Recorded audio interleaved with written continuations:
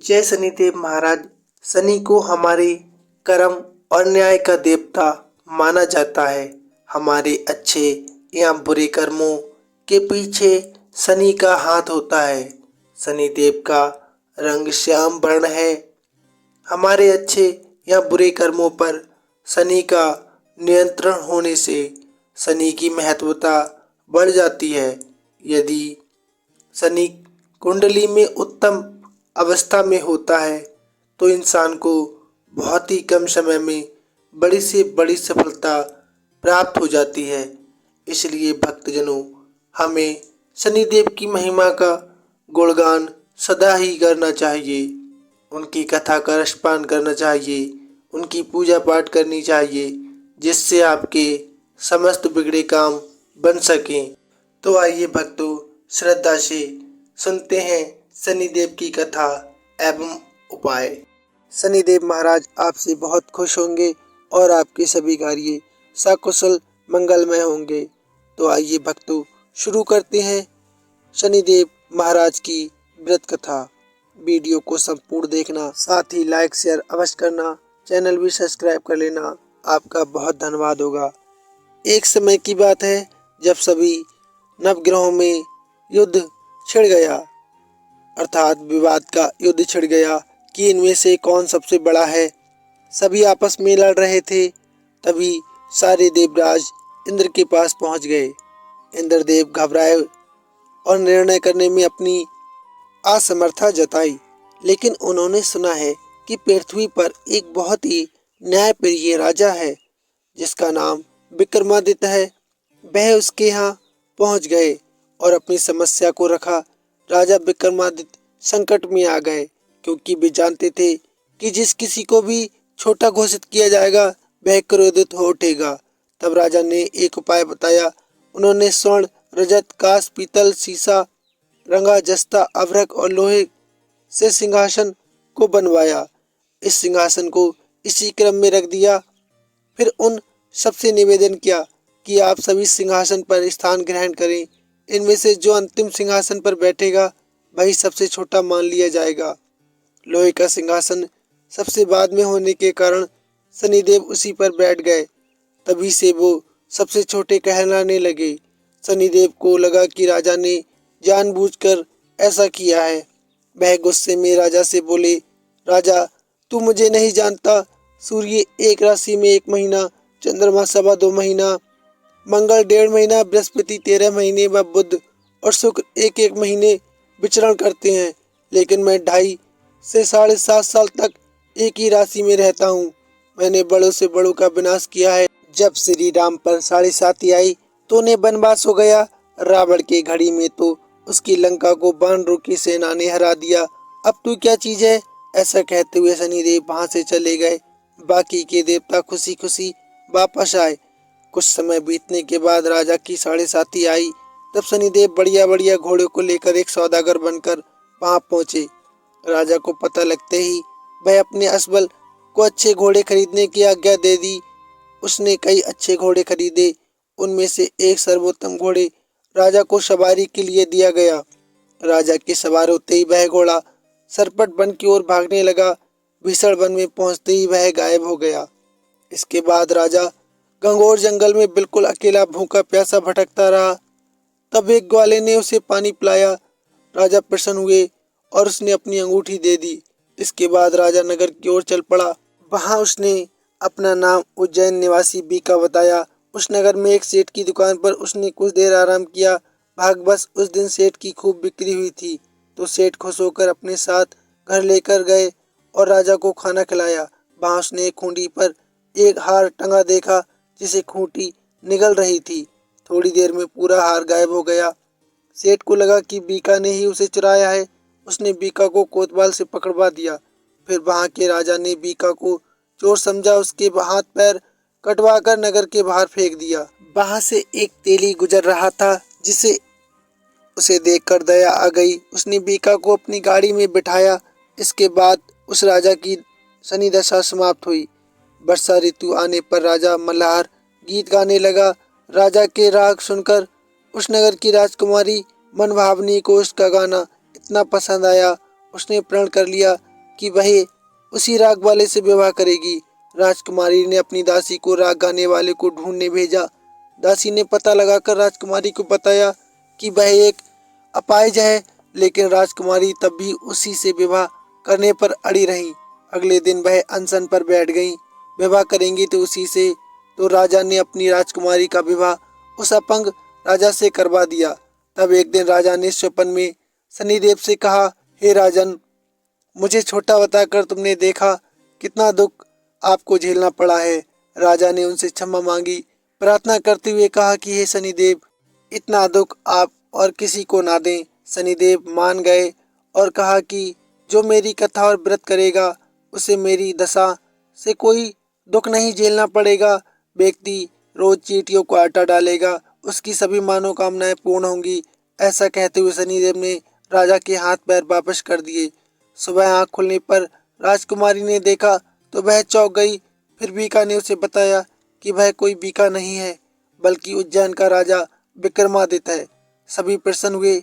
सेठ को जब ये पता लगा कि वह राजा से क्षमा मांगने पहुंच गया। राजा ने कहा, इसमें आपकी कोई गलती नहीं है, वह तो शनिदेव का क्रोध था। सेठ ने फिर भी राजा से अपने घर खाने पर जाने का निवेदन किया। सेठ ने कई प्रकार के व्यंजनों को राजा के लिए बनवाया और इन्हें आदर सत्कार से खाना खिलाया। जो खूंटी हार निकल चुकी थी वह उसे उगल रही थी। सेठ ने तहे दिल से राजा का धन्यवाद किया।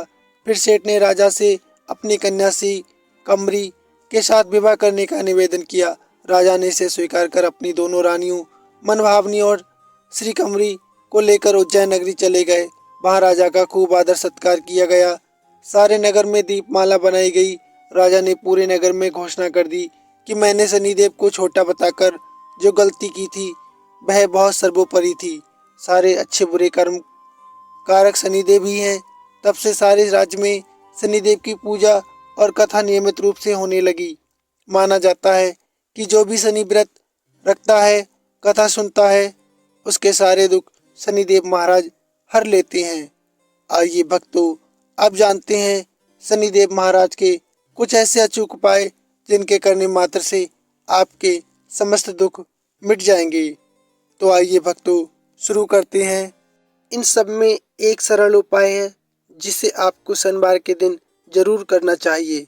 अगर आपको लग रहा है कि आपके ऊपर शनि की साढ़े साती या शनि की ढैया है, बार बार आप बीमार हो रहे हैं, बार बार आपका एक्सीडेंट होता जाता है, प्रॉपर्टी का काम नहीं चल रहा है, जीवन में तरक्की नहीं मिल रही है, व्यापार के आगे बढ़ने की संभावना कम है, तो आपको एक काजल की डिब्बी लेना है और इस काजल की डिब्बी को शनिवार के दिन काशी विश्वनाथ का नाम लेते हुए अपने ऊपर से 21 बार उतारते हुए, तात्पर्य ये है कि अपने सर के लेकर अपने पांव तक उस डिब्बी को लाना है।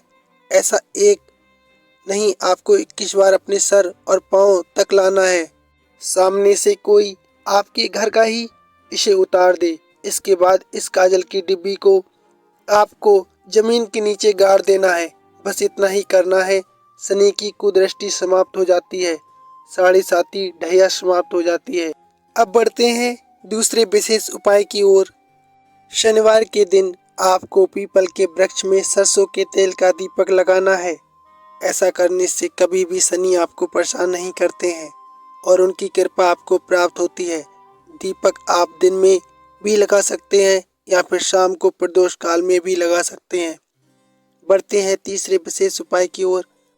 अगर आपके घर आए दिन लड़ाई झगड़े होते रहते हैं या कलह की स्थिति बनी रहती है, तो ऐसे में शनिवार के दिन हनुमान जी की पूजा शनिदेव के साथ साथ करें और हनुमान जी का सुंदरकांड का पाठ भी आप कर सकते हैं। मान्यता है ऐसा करने से आपकी परेशानियां दूर हो जाती हैं। आइए बढ़ते हैं अगले उपाय की ओर।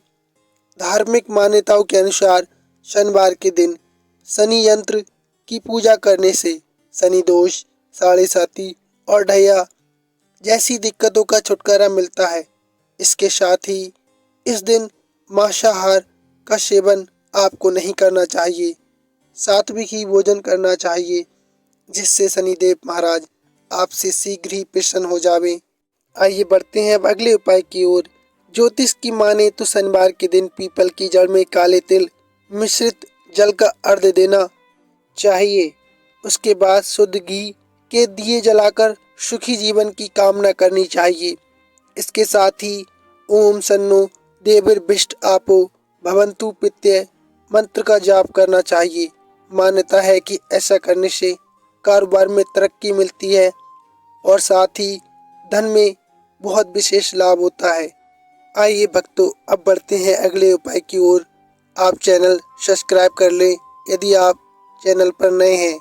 वीडियो को अंत तक अवश्य देखो।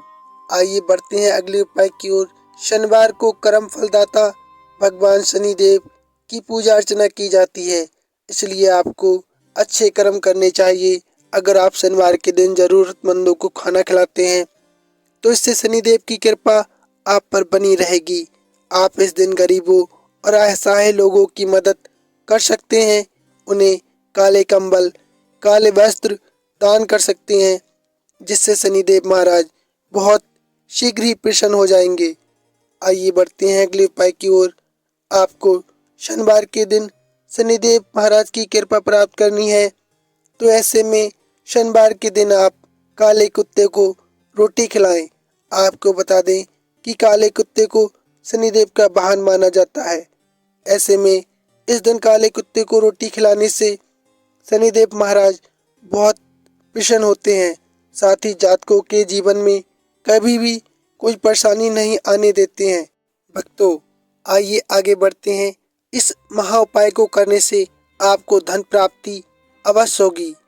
लाल मिर्च को शनिवार के दिन आपको हनुमान जी के मंदिर में चढ़ाना चाहिए। मिर्च को चढ़ाते समय अपनी समस्या का समाधान करने की प्रार्थना हनुमान जी से करें। माना जाता है कि शनिवार के दिन इस आसान उपाय को करने से धन से जुड़ी सभी परेशानियों का अंत हो सकता है।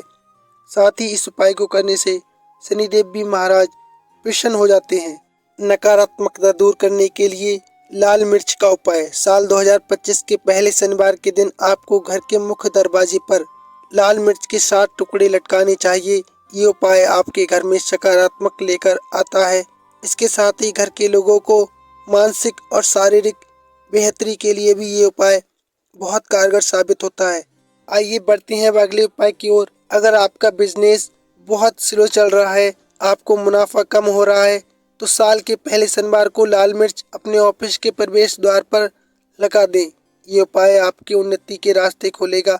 कारोबार में आपको मनचाहा मुनाफा होगा और आपके विरोधी भी परास्त होंगे। साथ ही इससे ऑफिस में नकारात्मकता दूर होती जाएगी। अच्छे स्वास्थ्य के लिए उपाय। अगर आप चाहते हैं कि नए साल में आपकी ओर और आपके घर वाले सेहतमंद रहें, तो अपने सिर पर, घर के लोगों के सिर पर लाल मिर्च 7 बार जलती हुई आग में डाल दें। उतारने के बाद ये उपाय आपकी सेहत में सकारात्मक बदलाव लेकर अवश्य आएगी। भक्तों जानकारी कैसी लगी प्लीज कमेंट में अवश्य बताइए। साथ ही अवश्य लिखना जय शनिदेव महाराज। धन्यवाद।